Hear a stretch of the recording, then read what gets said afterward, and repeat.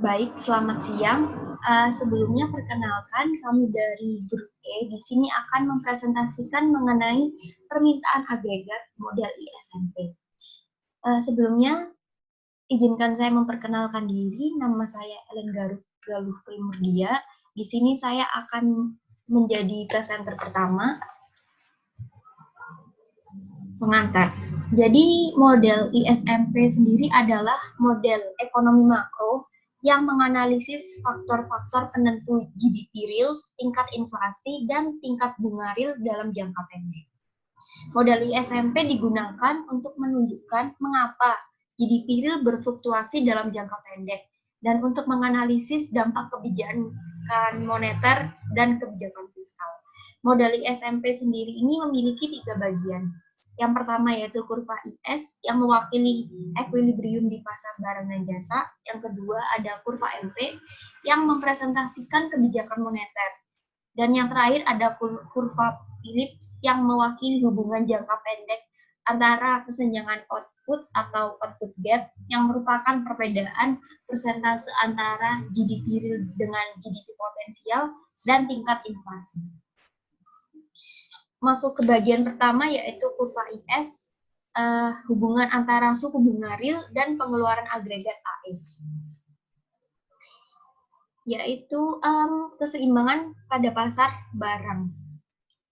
Para ekonom mendefinisikan pengeluaran agregat AE dan pada GDP real sebagai total penjumlahan dari konsumsi atau C, permintaan investasi pada bisnis, inventaris, dan rumah tangga yang disimbolkan dengan I, pengeluaran pemerintah atas barang dan jasa yang disimbolkan dengan D, serta net ekspor atau ekspor dikurangi impor yang disimbolkan dengan NX. Sedangkan GDP sendiri adalah nilai pasar dari semua barang dan jasa akhir yang diproduksi dalam periode tertentu. GDP sendiri dibagi menjadi dua, yaitu GDP real dan GDP nominal. GDP nominal dihitung menggunakan harga tahun berjalan atau tahun sekarang, sedangkan GDP real dihitung menggunakan harga dalam tahun dasar. Equilibrium atau keseimbangan terjadi di pasar barang ketika nilai barang dan jasa yang diminta atau sama dengan pengeluaran agregat atau sama dengan AE sama dengan nilai barang dan jasa yang dihasilkan yaitu GDP real atau Y atau output. Jadi keseimbangan terjadi ketika AE sama dengan Y atau AE sama dengan GDP. Mengapa yang digunakan adalah GDP real? Karena GDP real dapat memberikan ukuran yang baik dari output suatu negara. Perubahan tingkat harga terkoreksi dan juga merupakan ukuran output agregat yang akan digunakan. Kemudian bagaimana hubungan antara agregat expenditure dengan GDP? Yang pertama, jika AE sama dengan GDP, maka tidak ada perubahan pada inventory dan pasar barang pada titik equilibrium. Ketika AE sama dengan GDP, perusahaan akan menjual apa yang mereka harapkan untuk dijual. Maka tidak terjadi perubahan dalam persediaan atau inventory, dan perusahaan tidak akan memiliki insentif untuk meningkatkan atau menurunkan produksi. Kemudian pasar barang akan berada dalam equilibrium. Dan yang kedua, jika AE kurang dari GDP, yang terjadi adalah inventory akan naik dan GDP serta employment menurun. Ketika AE kurang dari GDP, beberapa barang yang diproduksi tidak terjual dan persediaan barang akan menaik. Kemudian, jika terjadi penurunan permintaan, tidak hanya mempengaruhi barang dan jasa yang diproduksi, perusahaan akan cenderung mengurangi produksi dan memberhentikan beberapa pekerja, sehingga employment menurun dan juga GDP real menurun. Yang terakhir yaitu ketika AE lebih dari GDP, yang terjadi adalah inventory turun serta GDP dan employment naik. Ketika AE melebihi GDP, pengeluaran akan lebih besar daripada produksi, dan perusahaan akan menjual lebih banyak barang dan jasa daripada yang mereka harapkan untuk dijual. Jika penjualan melebihi produksi, maka perusahaan akan menambah pekerja sehingga employment naik serta penjualan bertambah dan GDP akan meningkat. Kemudian studi telah menunjukkan bahwa rumah tangga membelanjakan lebih banyak ketika disposable income atau pendapatan sekali pakai mereka saat ini meningkat. Kemudian begitu pula sebaliknya. Disposable income sendiri memiliki rumus yaitu YD sama dengan Y plus TR min P. YD sendiri yaitu disposable income, Y merupakan pendapatan, TR merupakan transfer payment, dan T merupakan tax. Transfer payment yaitu pendapatan yang tidak berdasarkan balas jasa dalam proses produksi dalam tahun yang bersangkutan. Menurut Thomas, pendapatan perseorangan adalah jumlah pendapatan yang diterima setiap orang dalam masyarakat yang sebelum dikurangi transfer payment. Jadi ketika disposable income turun, maka konsumsi akan naik. Dan begitu pula sebaliknya, ketika disposable income naik, konsumsi akan turun. Konsumsi sendiri memiliki fungsi yaitu C bar plus MPC kali YD. C bar menunjukkan bahwa pengeluaran ini bersifat otonom atau tidak bergantung pada pendapatan. MPC sendiri yaitu marginal propensity to consume yang merupakan slope dari fungsi konsumsi ini dan menunjukkan seberapa besar perubahan C terhadap perubahan dari income. YD sendiri ini tadi adalah disposable income. Nah, untuk rumus dari MPC itu sendiri adalah delta C plus delta YD. Delta C adalah perubahan dari konsumsi, sedangkan delta YD adalah perubahan dalam disposable income. Slope dari fungsi ini menunjukkan perubahan pada konsumsi ketika pendapatan sekali pakai berubah. MPC sendiri memiliki range dari 0 hingga 1. Misalnya jika MPC 0,90, maka rumah tangga menghabiskan sebesar 0,90 untuk setiap tambahan dolar yang mereka peroleh. Kemudian ini tadi merupakan rumus dari konsumsi, fungsi konsumsi yang dimasukkan ke dalam AE sehingga menjadi AE plus MPC kali YD plus I bar plus G bar plus NX bar. Bar di sini menunjukkan bahwa pengeluaran ini bersifat otonom atau tidak bergantung pada perubahan.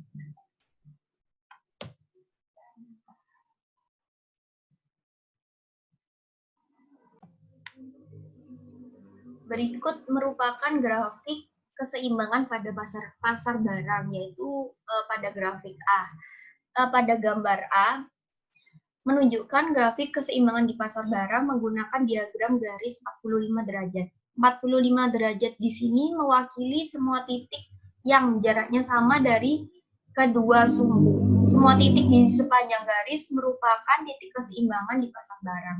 Sedangkan untuk garis AE digambarkan dengan upward sloping karena ketika GDP naik, pengeluaran konsumsi meningkat, sedangkan komponen lain dari AE tetap konstan. Nah, yang di sebelah kanan merupakan penyesuaian keseimbangan pada pasar barang. Pada gambar B menunjukkan mengapa pada pasar barang tidak berada pada titik keseimbangan pada tingkat lain GDP real. Contohnya ketika GDP real di Y2, maka AE2 akan kurang dari GDP 2 atau Y2. Maka dengan pengeluaran kurang dari produksi, akan ada kenaikan inventory yang mengakibatkan perusahaan mengurangi produksi sehingga ekonomi akan bergeser ke bawah garis AE hingga mencapai titik equilibrium. Kemudian di titik lainnya yaitu pada tingkat GDP di Y3 dan AE di AE3, maka AE3 akan melebihi Y3 di sini. Dengan pengeluaran melebihi dari produksi, akan ada pengurangan pada inventory Penurunan inventory mengakibatkan perusahaan meningkatkan produksi dan ekonomi akan menggeser garis AE hingga mencapai keseimbangan pada Y1. Ke sini. Kemudian selanjutnya ada multiplier effect. Multiplier sendiri itu merupakan perubahan dalam equilibrium GDP dibagi dengan perubahan dalam pengeluaran otonom. Sedangkan efek multiplier sendiri yaitu proses di mana perubahan awal dalam pengeluaran otonom mengarah ke perubahan yang lebih besar dalam equilibrium GDP. Analisis pengganda atau multiplier ini pertama kali dikembangkan pada tahun 1930 oleh ekonom Inggris bernama John Maynard Keynes atau yang biasa kita panggil Keynes, kita kenal, dan rekan-rekannya. Mereka percaya bahwa efek multiplier atau pengganda yang besar membantu menjelaskan keparahan The Great Depression. Dengan pengganda atau multiplier besar, penurunan pengeluaran investasi yang relatif kecil dapat menyebabkan penurunan besar pada GDP yang pernah dialami di Amerika Serikat dan Eropa. Pada gambar sebelumnya merupakan tingkat keseimbangan GDP, tetapi belum tentu merupakan tingkat yang ingin dicapai oleh para pembuat kebijakan atau tujuan The Fed adalah untuk memiliki tingkat keseimbangan GDP dengan setara dengan GDP potensial. GDP potensial sendiri adalah nilai output atau pendapatan nasional yang seharusnya didapat, yang dapat dihasilkan jika semua sumber daya dimanfaatkan pada tingkat normal. Pada GDP potensial, ekonomi mencapai lapangan kerja penuh atau full employment dan pengangguran siklus berkurang menjadi 0. Jadi terkadang GDP potensial juga disebut sebagai GDP full employment. Tingkat GDP potensial meningkat dari waktu ke waktu seiring bertumbuhnya angkatan kerja, pabrik-pabrik baru, bangunan-bangunan kantor baru, serta terjadinya perubahan teknologi. Di sini merupakan grafik dari multiplier effect. Ekonomi berada pada equilibrium di titik A dengan GDP real sebesar Y1. Dan GDP real di sini sama dengan GDP potensial yaitu YP, sehingga Y1 sama dengan YP.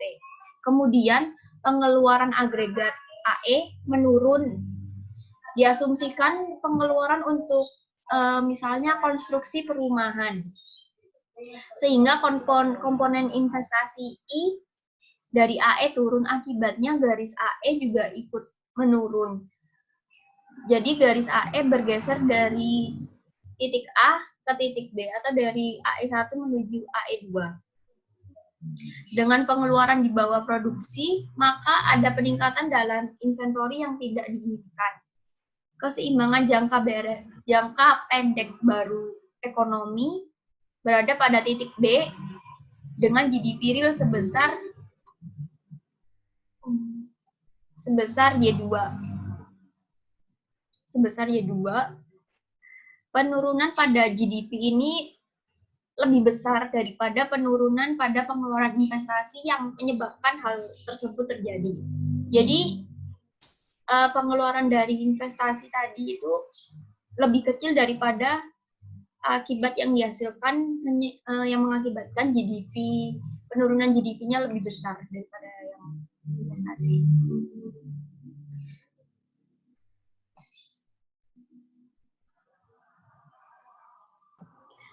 Kemudian diasumsikan I, G, dan X adalah otonom. Sementara pengeluaran konsumsi terdiri dari komponen otonom dan komponen yang bergantung pada pendapatan total. Jadi penurunan pada pengeluaran otonom menghasilkan penurunan setara pada pendapatan yang menyebabkan penurunan konsumsi. Jadi ketika pendapatan berkurang, maka konsumsi juga akan ikut berkurang. Misalnya ketika pengeluaran untuk konstruksi perumahan yang tadi menurun, pembangun akan memotong produksi, mengurangi pekerja, dan memotong permintaan material untuk bangunan. Turunnya pendapatan di industri konstruksi akan menyebabkan rumah tangga mengurangi pengeluaran pada misalnya mobil, furnitur, serta barang jasa lainnya. Karena produksi menurun, maka tingkat pendapatan juga akan menurun, begitu pula diikuti dengan tingkat konsumsi yang menurun. Sehingga tadi merupakan contoh multiplier yang dari investasi.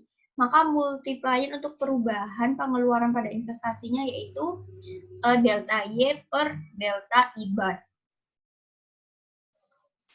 Kemudian menggunakan definisi dari disposable income tadi, kita memasukkan persamaan tadi ke dalam persamaan pendapatan ini yang menjadi C bar plus I bar plus G bar plus NX bar plus MPC kali TR bar min MPC kali T bar per 1 min MPC. Nah, ketika investasi berubah di mana semuanya konstan, maka akan terjadi multiplier yaitu yang dirumuskan dengan delta Y per delta I bar sama dengan 1 per 1 min MPC. Atau dapat dituliskan rumusnya yaitu multiplier pengeluaran atau pengganda pengeluaran yaitu delta Y per delta pengeluaran otonom baik itu investasi, pengeluaran pemerintah, konsumsi dan lain-lain sama dengan 1 per 1 min MPC. Kita ingat kembali bahwa multiplier adalah perubahan dalam GDP equilibrium dibagi dengan perubahan awal dalam pengeluaran otonom. Serangkaian perubahan yang terjadi dalam pengeluaran konsumsi yang dihasilkan dari perubahan awal dalam pengeluaran otonom disebut efek multiplier atau efek pengganda. Dari contoh yang multiplier investasi tadi, misalkan diketahui MPC sebesar 0,9, maka berapa multiplier dari itu? Multipliernya adalah 1 per 1 min 0,9 sama dengan 10. Artinya, penurunan pada pengeluaran investasi sebesar misalnya 1 juta dolar, sebesar 1 juta dolar akan mengarah pada penurunan pada keseimbangan GDP real sebesar 10 juta dolar. Selanjutnya yaitu multiplier pada pengeluaran pemerintah. Ketika pengeluaran pemerintah naik sebesar delta G, maka pengeluaran agregat atau AE akan naik juga sebesar delta G. Kenaikan pengeluaran pemerintah dapat menuntun pada kenaikan pendapatan yang lebih besar. Ketika pengeluaran pemerintah menaikkan pendapatan, hal tersebut juga otomatis akan meningkatkan konsumsi, sehingga GDP real juga ikut meningkat. Contoh dari pengeluaran pemerintah adalah subsidi gaji pegawai, pembangunan jalan, dan lain-lain. Multipliernya sendiri adalah delta Y per delta G, sama dengan 1 per 1 min MPC. Contohnya, jika diketahui misal MPC sebesar 0,6, maka multipliernya adalah sebesar 1 per 1 min 0,6 sama dengan 2,5. Artinya, kenaikan sebesar 1 dolar dalam pengeluaran pemerintah meningkatkan pendapatan dan mengarah pada kenaikan keseimbangan GDP real sebesar 2,5. Selanjutnya ada multiplier pada pajak.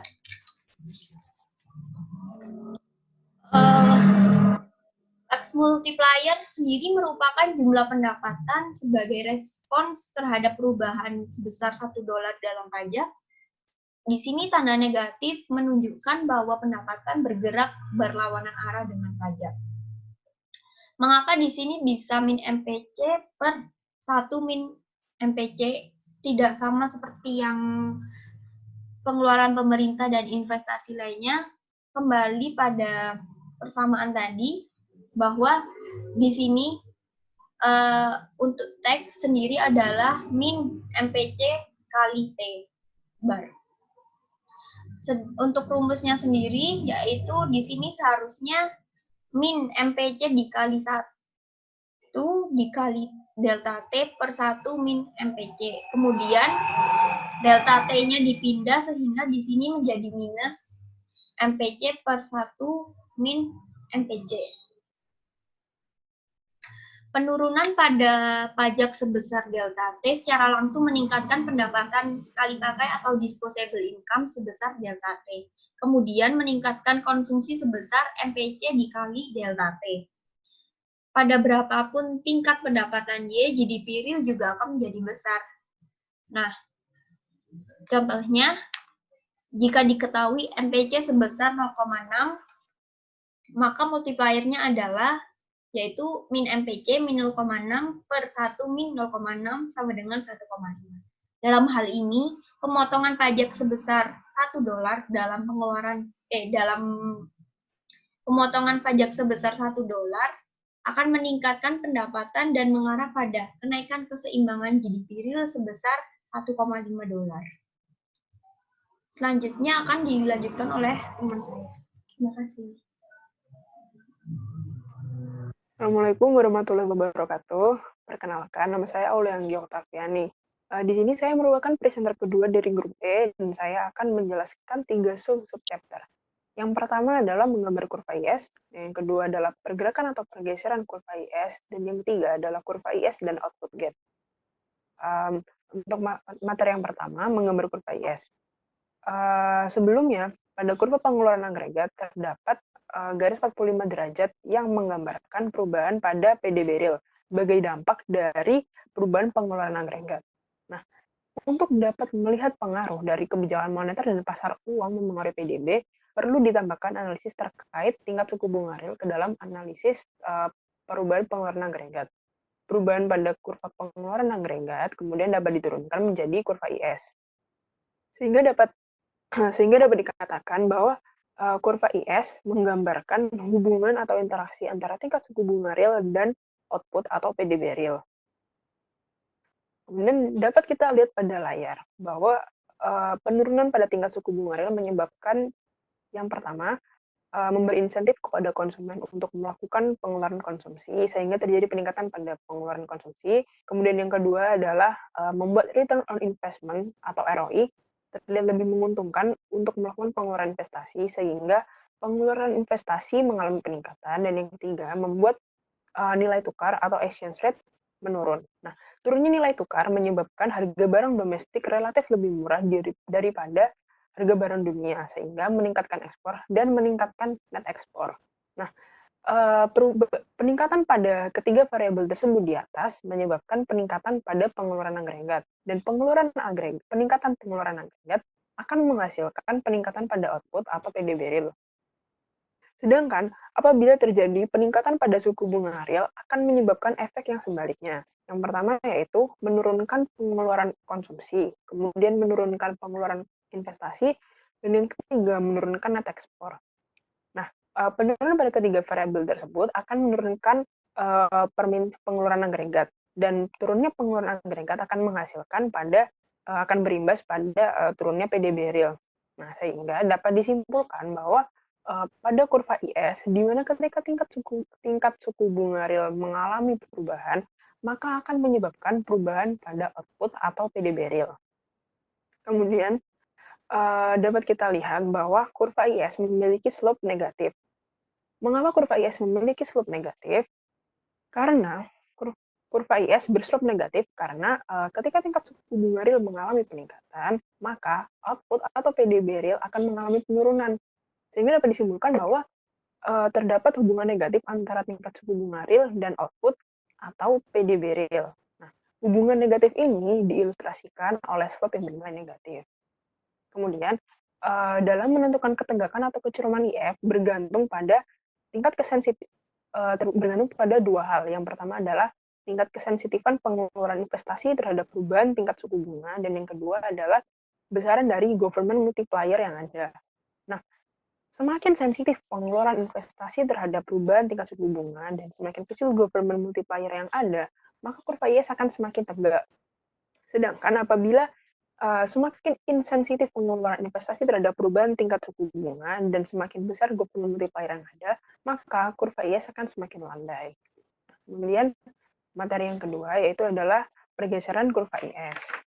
Nah, selain menggambarkan hubungan atau interaksi antara tingkat suku bunga real dan output atau PDB real, kurva IS juga menunjukkan perubahan pada pengeluaran agregat yang disebabkan oleh perubahan tingkat suku bunga real dengan asumsi bahwa faktor-faktor lain yang dapat mempengaruhi pengeluaran rumah tangga, sektor swasta, serta pemerintah bernilai konstan atau tidak mengalami perubahan. Kemudian pergeseran atau pergerakan dari kurva IS dapat disebabkan oleh dua faktor. Yang pertama adalah tingkat suku bunga real dan yang kedua adalah demand shock. Demand shock sendiri merupakan perubahan pada faktor lain seperti investasi atau pengeluaran pemerintah yang menyebabkan perubahan pada pengeluaran agregat.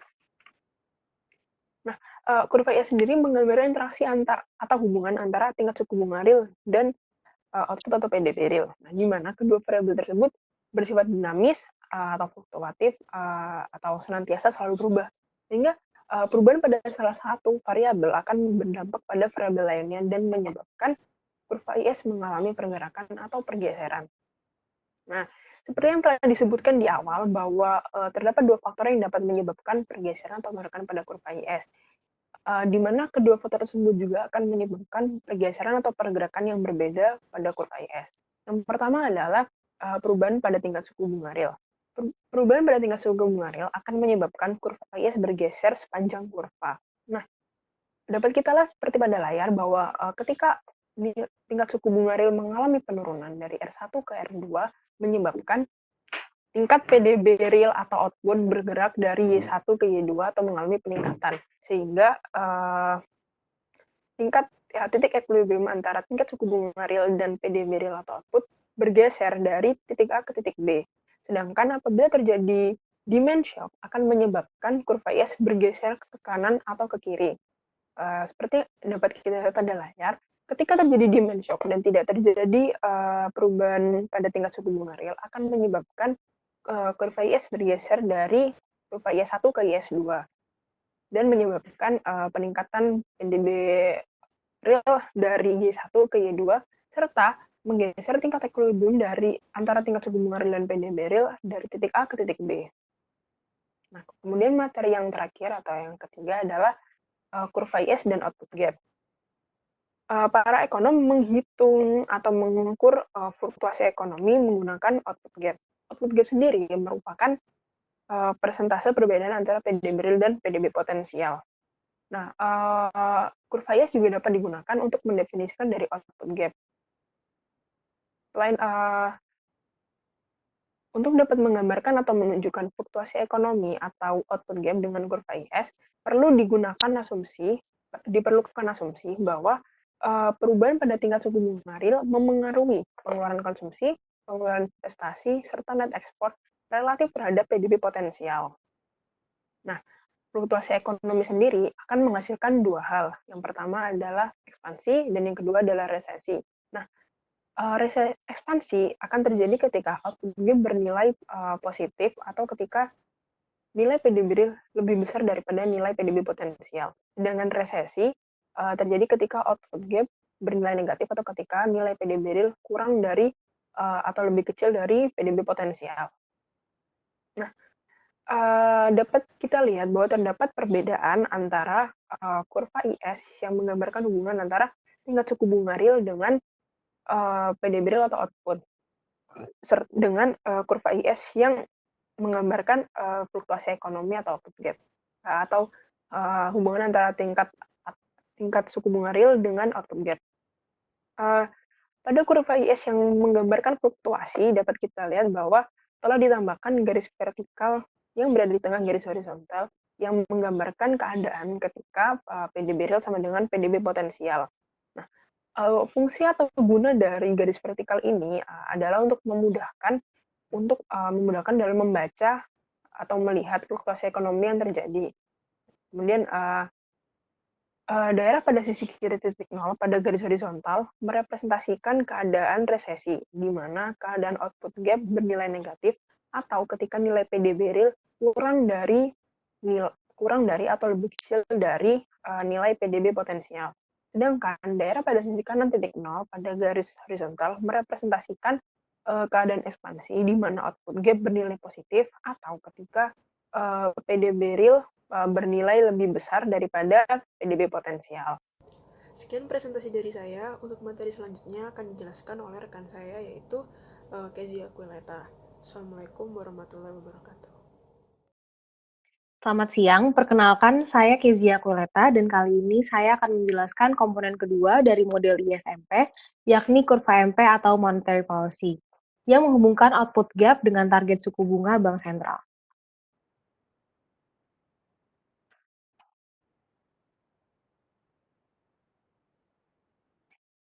Kebijakan-kebijakan moneter yang disusun oleh Bank Sentral ditujukan untuk memengaruhi pengeluaran agregat. Pada kenyataannya, yang dapat memengaruhi pengeluaran agregat atau AE adalah suku bunga real jangka panjang atau RLT yang ditunjukkan pada slides. Sebab keputusan-keputusan investasi dibuat berdasarkan suku bunga tersebut. Sedangkan instrumen bank sentral berupa suku bunga nominal jangka pendek atau IST, sehingga AE tidak dapat dipengaruhi. Lantas, adakah hubungan antara suku bunga nominal jangka pendek dengan real jangka panjang?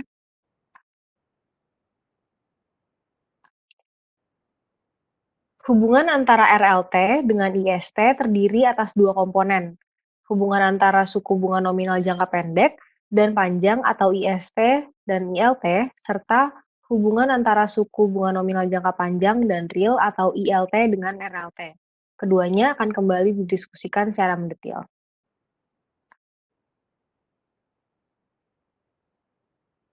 Yang pertama, hubungan IST dengan ILT terdiri atas dua faktor, yakni term structure of interest rates dan risk structure of interest rates. Term structure of interest rates merupakan hubungan antara obligasi-obligasi dengan karakteristik yang serupa tetapi maturity yang berbeda. Diekspresikan dalam term structure effect yang terdiri atas dua komponen pula, ekspektasi para investor akan IST di masa depan atau term structure dan term premium. Term premium adalah suku bunga tambahan sebagai kompensasi akan kemungkinan rugi untuk para investor akibat perubahan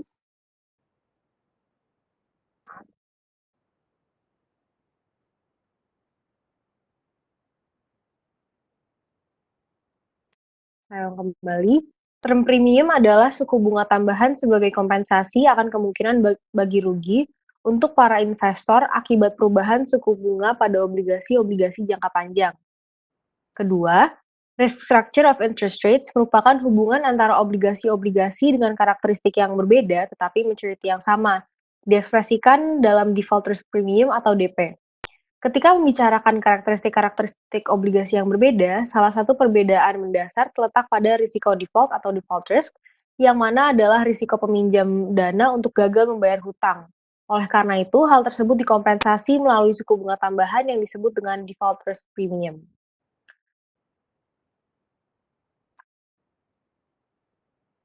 Jika diekspresikan dalam bentuk model, hubungan IST dengan ILT adalah ILT sama dengan IST tambah TSE atau Term Structure Effect ditambah DP atau Default Risk Premium. Lalu, hubungan antara ILT dan RLT ditunjukkan pada model Fisher Effect yang mengatakan bahwa suku bunga real, baik jangka panjang maupun pendek, merupakan suku bunga nominal baik jangka panjang maupun pendek yang dikurangi dengan ekspektasi terhadap tingkat inflasi.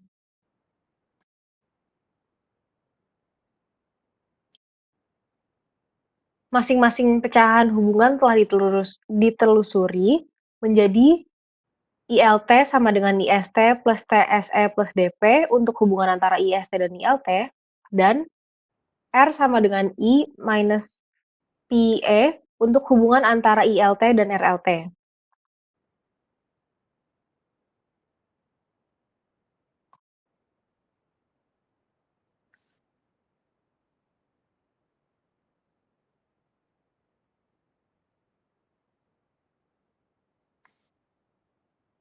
Menggunakan metode substitusi, dapat diperoleh hubungan antara IST dan RLT, yakni RLT sama dengan IST tambah TSE ditambah DP minus IE.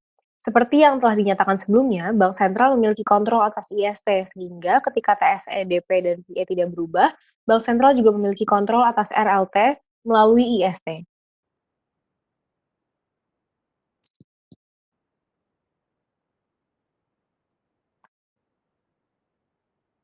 Saat membicarakan penyusunan kurva monetary policy atau MP, perlu dipahami konsep mendasarnya, yakni bahwa umumnya bank-bank sentral memiliki suatu target untuk tingkat suku bunga dan cadangan uang atau money supply. Money supply disesuaikan untuk mencapai target yang telah ditetapkan. Fenomena tersebut pun dapat direfleksikan pada model pasar uang atau money market model. Selain itu, terdapat asumsi-asumsi yang utama yang krusial dalam penyusunan kurva MP, yaitu bahwa TSE, DP, dan PE bersifat konstan agar bank sentral dapat memengaruhi RLT melalui IST.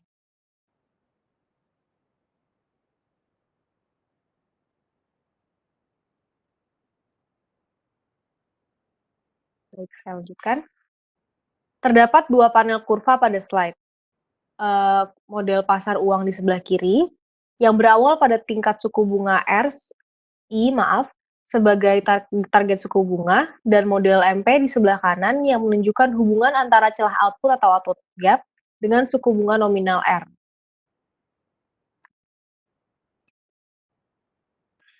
Ketika terjadi peningkatan dalam produk domestik bruto atau PDB real, celah output berpindah dari Y-1 ke Y-2. Peningkatan PDB real akan meningkatkan permintaan untuk uang, maka kurva MD pada model sebelah kiri bergeser ke kanan dari MD1 ke MD2. Pada tingkat penawaran uang awal dan permintaan uang yang baru, diperoleh suatu tingkat suku bunga nominal yang baru, yaitu I aksen. Karena bank sentral hendak memenuhi target tingkat suku bunga, penawaran uang atau MS akan ditingkatkan, maka kurva MS bergeser dari MS1 ke MS2. Pada tingkat penawaran dan permintaan uang yang baru, yaitu MS2 dan MD2, diperoleh tingkat suku bunga nominal target yakni I.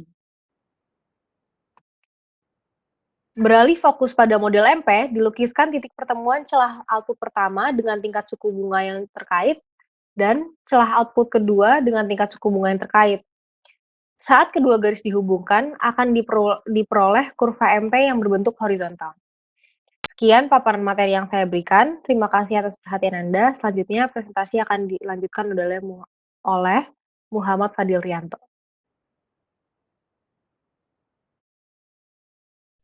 Assalamualaikum warahmatullahi wabarakatuh. Perkenalkan, nama saya Muhammad Fadil Rianto. Saya akan melanjutkan presentasinya. Saya akan menjelaskan mengenai pergeseran pada kurva MP. Kurva MP ditentukan oleh 4 hal, yaitu 1, I atau target suku bunga nominal jangka pendek yang ditentukan oleh The Fed atau Bank Sentral, TSE atau Term Structure Effect, DP atau Default Risk Premium, PE atau Expected Inflation Rate. Setiap perubahan pada salah satu faktor-faktor tersebut dapat menyebabkan pergeseran pada kurva MP. Setiap faktor memiliki efek yang berbeda terhadap kurva MP. Misalnya suku bunga nominal jangka pendek, peningkatan target suku bunga nominal jangka pendek apabila asumsinya faktor-faktor lain tetap konstan, maka akan menyebabkan bergesernya kurva MP ke atas. Begitu juga sebaliknya. Penurunan dari target suku bunga nominal jangka pendek akan menggeser kurva MP ke bawah.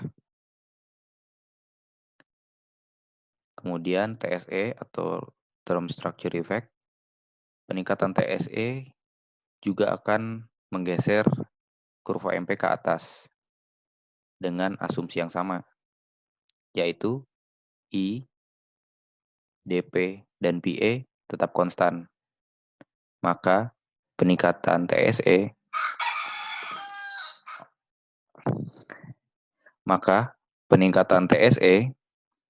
akan menyebabkan bergesernya kurva MP ke atas.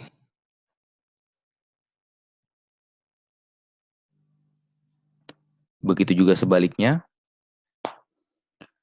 apabila ada penurunan TSE, maka kurva MP akan bergeser ke bawah.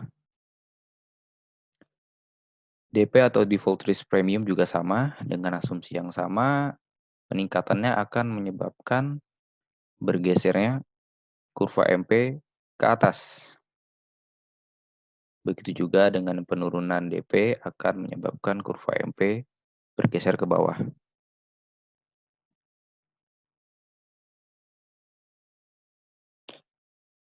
Nah, sedangkan untuk PE atau expected inflation rate, peningkatannya akan menyebabkan bergesernya MP1 ke bawah menjadi MP2. Expected inflation rate itu artinya inflation rate yang diharapkan.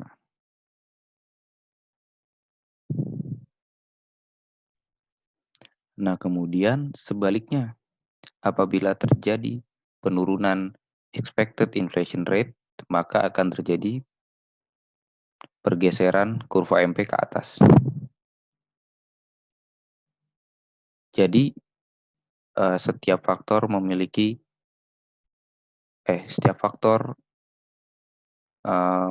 pengaruhnya terhadap kurva MP.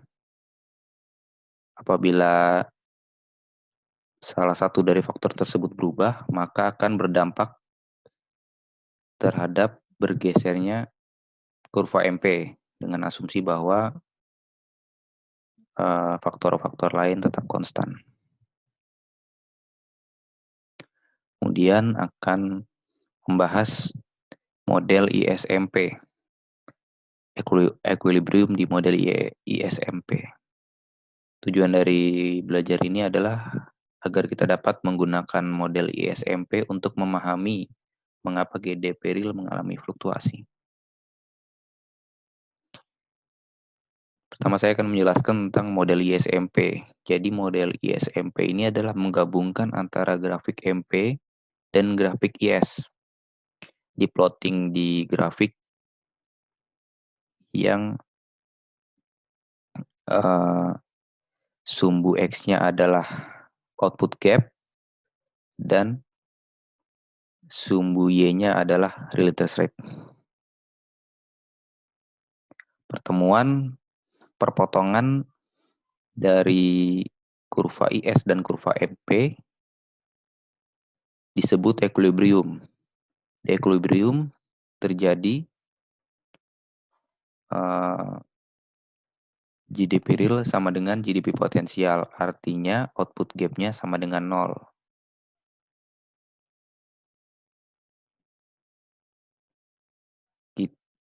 Digabungkannya IS dan MP ini adalah agar kita dapat memahami bagaimana shock dapat mempengaruhi output dan bagaimana pemerintah dapat menanggapi efeknya.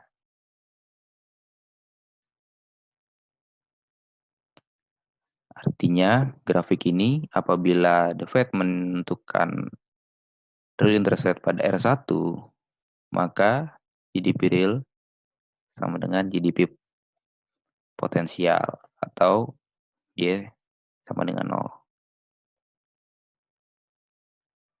Pilihan The Fed ini sangat menentukan equilibrium output gap. Sebegitu besar peran keputusan The Fed dalam menentukan equilibrium output gap. Kemudian kita akan membahas demand shock dan fluktuasi dalam output. Demand shock akan menggeser kurva IS ke kiri atau ke kanan. Jadi demand shock itu tidak menggeser kurva MP, tapi dia menggeser kurva IS. Nah, pergeseran kurva IS ini akan menyebabkan fluktuasi GDP real. Jadi salah satu penyebabnya fluktuasi GDP real ini adalah karena bergesernya kurva IS ke kiri atau ke kanan. Nah, akan terjadi fluktuasi apabila real interest rate-nya itu atau suku bunganya itu tetap konstan. Artinya The Fed tidak melakukan perubahan terhadap suku bunga. Nah, maka di sini dapat dilihat apabila suku bunganya konstan, tidak berubah, sedangkan kurva IS mengalami pergeseran ke kiri akibat misal demand shock,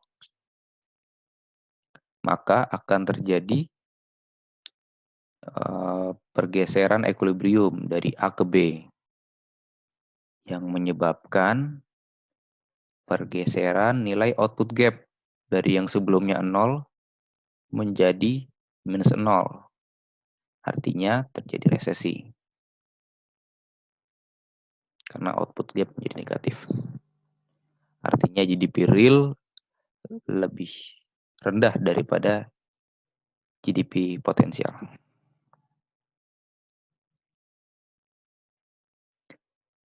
Kebijakan moneter dan fluktuasi dalam GDP real. Jadi dalam menjalankan tugasnya, The Fed itu salah satu tujuannya adalah, atau bank sentral, setiap bank sentral itu salah satu tujuannya adalah menjaga stabilitas harga, yaitu menahan inflasi agar tetap rendah. Saat inflasi tinggi, biasanya The Fed itu menaikkan target suku bunganya. Kenapa dinaikkan? Agar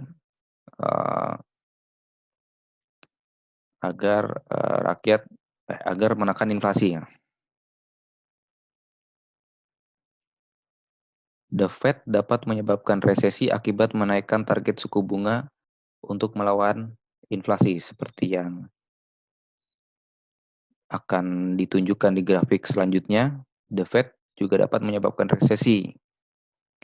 Resesi itu disebabkan karena menaikkan target suku bunga atau R tadi itu. Kalau R naik akan menyebabkan resesi.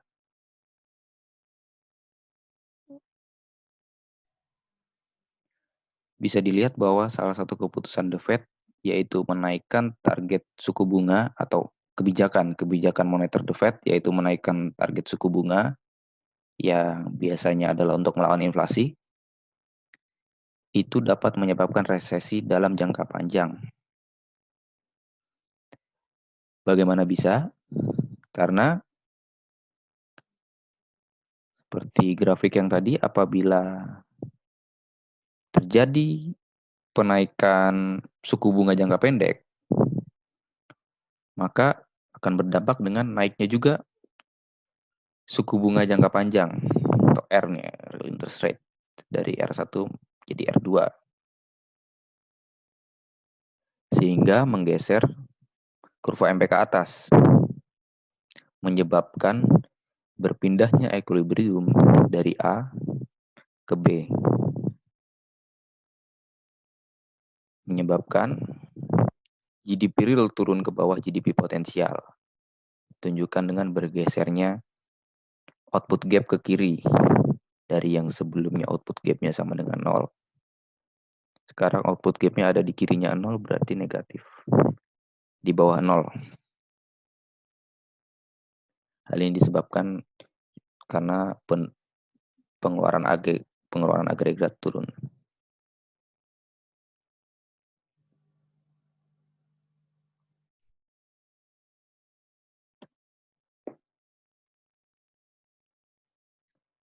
Cukup sekian dari kelompok kami.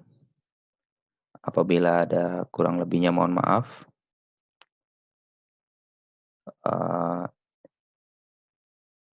Assalamualaikum warahmatullahi wabarakatuh.